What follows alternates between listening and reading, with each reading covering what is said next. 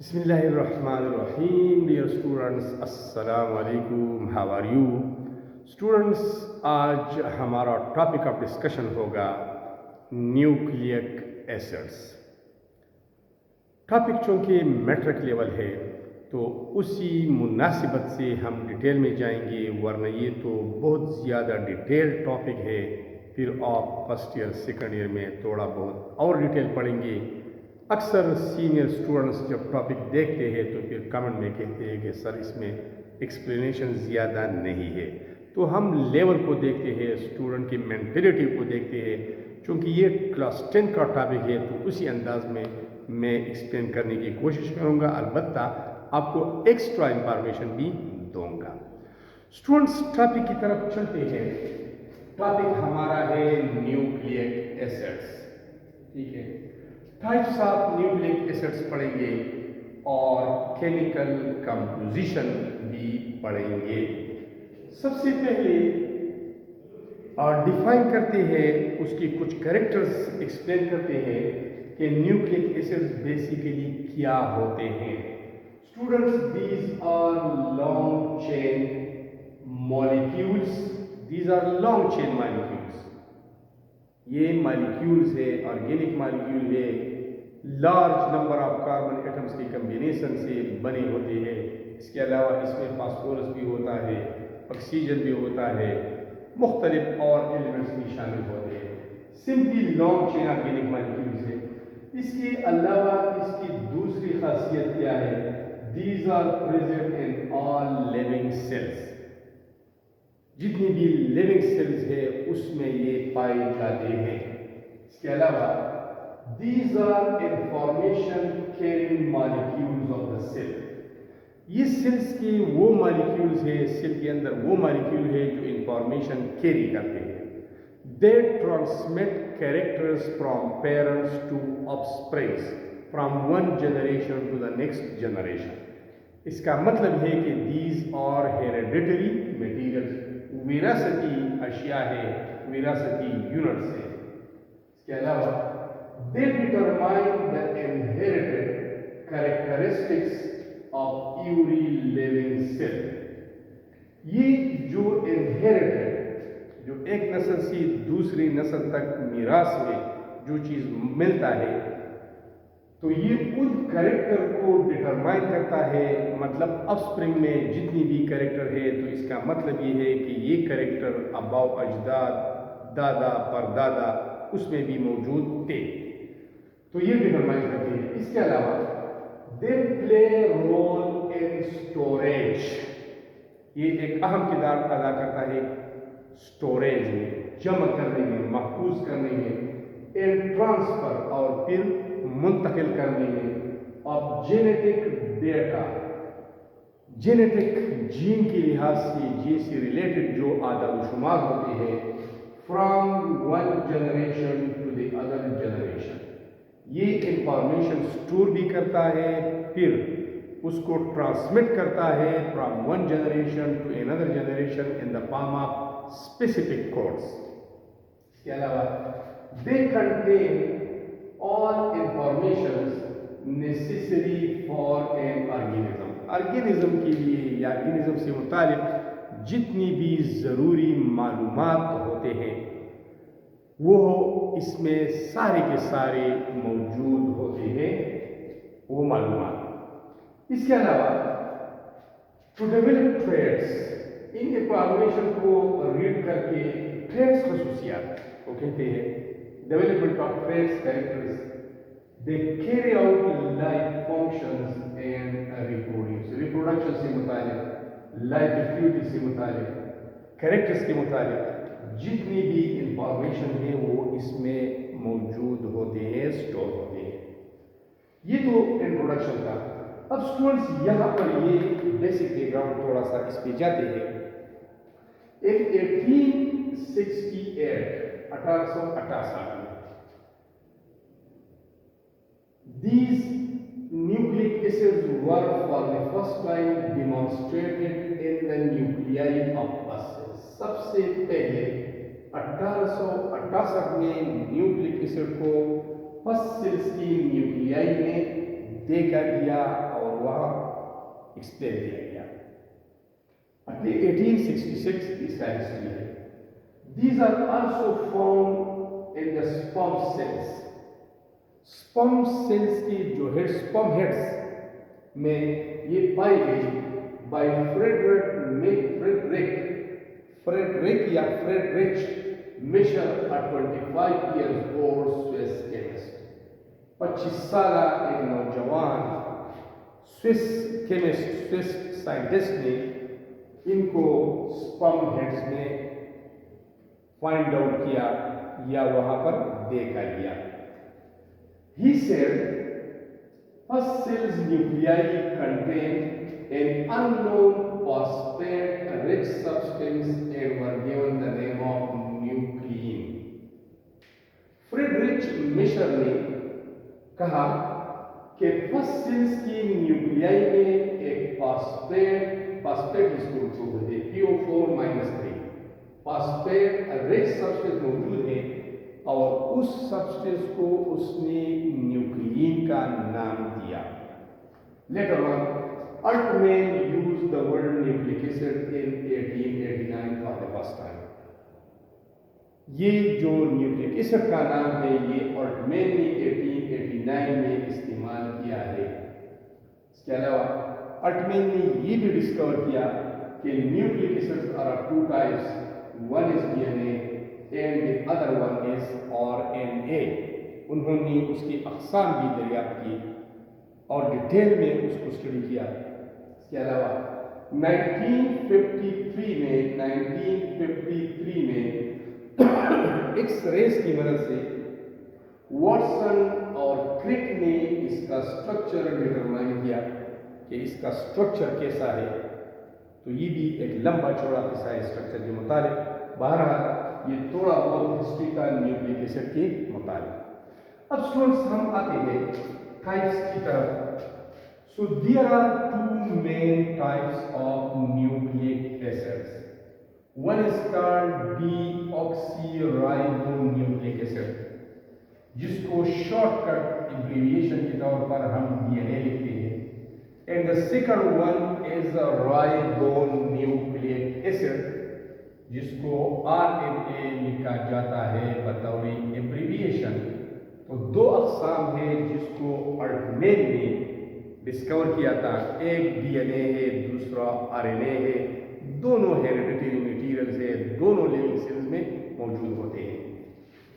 اب اسٹوڈنٹس آتے ہیں تیسری پورشن کی طرف, کیمیکل کمپوزیشن.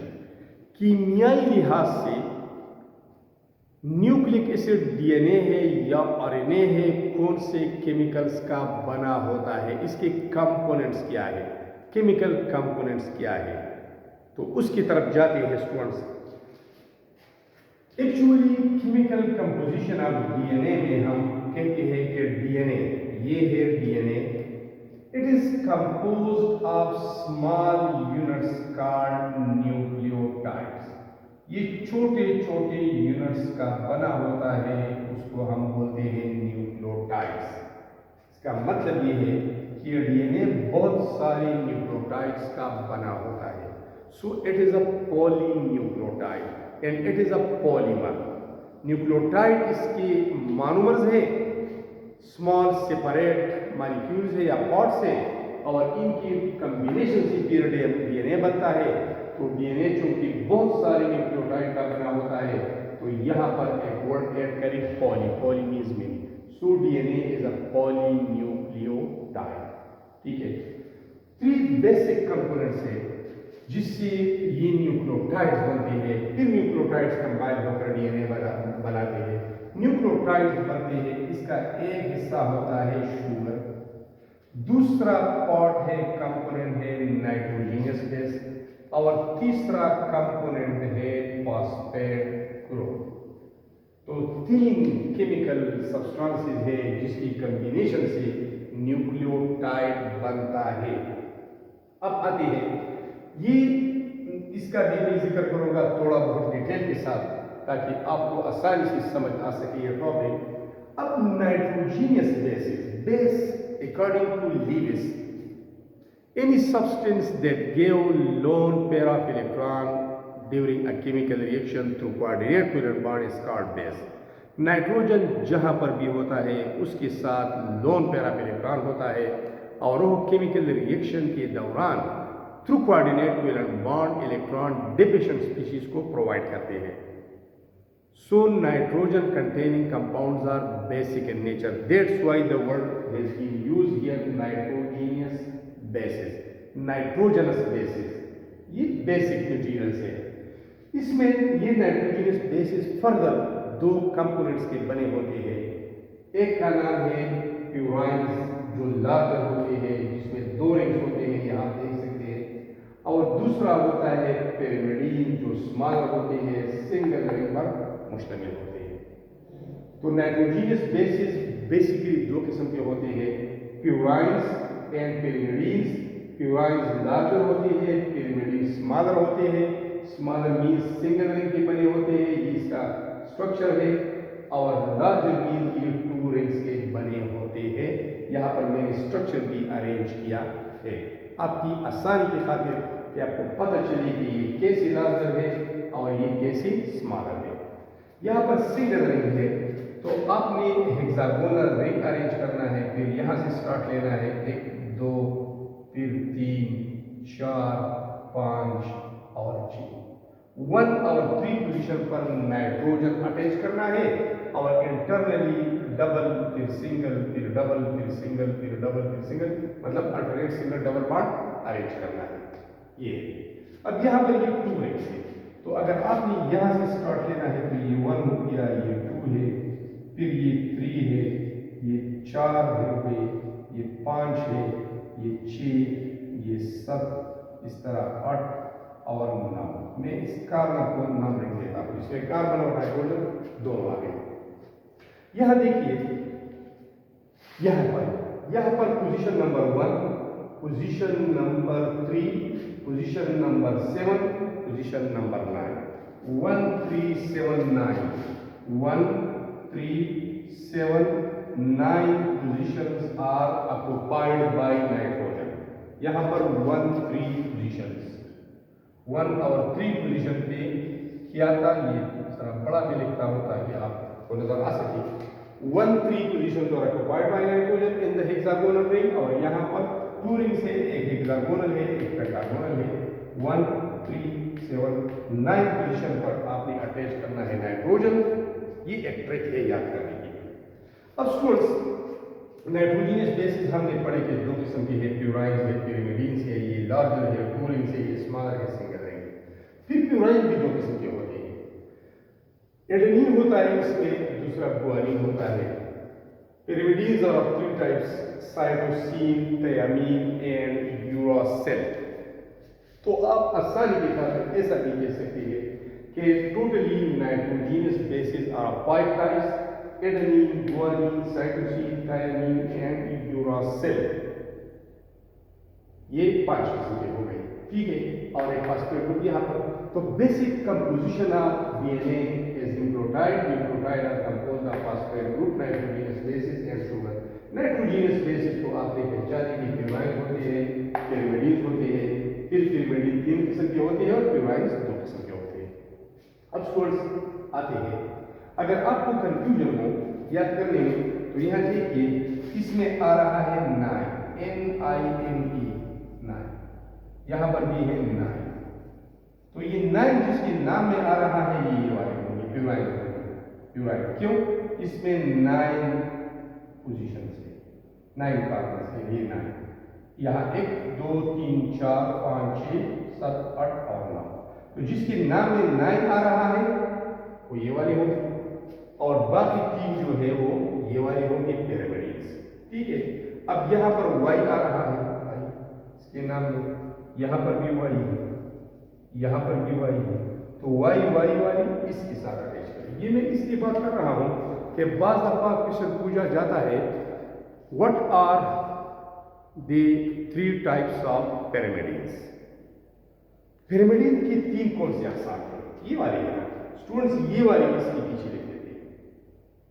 तो आपने Y वाली इसके पीछे लिखनी है और यूरासिल को ऐड करना है, ठीक है। तो ये एक ट्रिक है। अब स्टूडेंट्स आते हैं थोड़ा डिटेल की तरफ। ये जो मैंने कहा कि शुगर, इसमें एक होता है शुगर। तो शुगर 5 कार्बन वाला शुगर होता है, जिसको हम बोलते हैं पेंटोज शुगर। शुगर 6 कार्बन का भी हो सकता है, हेक्सोस।